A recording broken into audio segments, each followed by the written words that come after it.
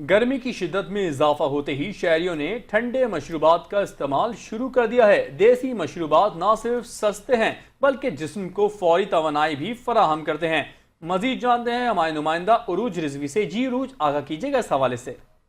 जी बिल्कुल, शहर कायद में गर्मी का जोर बरकरार है। सूरज आंखें दिखाने लगा। इस वक्त का मौजूदा दर्जे हरारत 34 डिग्री सेंटीग्रेड है, जबकि महकमा मौसमियात की जानिब से ये भी कहा जा रहा है कि आज दर्जे हरारत ज़्यादा से ज़्यादा 36 डिग्री सेंटीग्रेड तक जा सकता है, जबकि कम से कम दर्जे हरारत जो है 25 डिग्री सेंटीग्रेड तक जाने के इम्कानात हैं। इस वक्त जो है हम देख रहे हैं कि ठंडे मशरूबात की जो शॉप्स हैं, ठेले हैं, उन पर रश नज़र आ रहा है, क्योंकि गर्मी से परेशान जो शहरी हैं वो ठंडे मशरूबात का जो है रुख कर रहे हैं। इस वक्त हम मौजूद हैं एक सत्तू के ठेले के पास। हम इनसे जानेंगे। हमें बताइएगा, लोग गर्मी के अंदर सत्तू का शरबत पीने आते हैं, इसके क्या फ़ायदे हैं?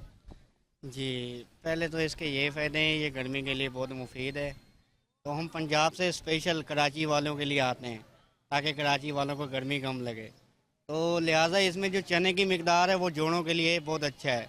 और जो हम सत्तू है, सत्तू का मतलब है जौ, और जौ जो होता है वो ठंडा होता है, वो मैदे को ठंडा रखता है। इसकी तासीर बहुत ठंडी है। और मेरा यही कहना है कि कराची वालों से जितना हो सके सत्तू पिएँ और गर्मी भगाएँ। जी बिल्कुल, गर्मी से बचने के लिए ठंडे मशरूबात का जहाँ इस्तेमाल किया जाता है, वहीं हम ये देख रहे हैं कि देसी जो कि मशरूबात जैसे कि सत्तू है, जिसे जो कि आपके जिस्म को तरोताज़ा रखता है, गर्मी में जो है ठंडक का एहसास दिलाता है। इसलिए हम ये देख रहे हैं कि जो शहरी हैं वो ठंडे मशरूबात का ज़्यादा से ज़्यादा इस्तेमाल कर रहे हैं। जी।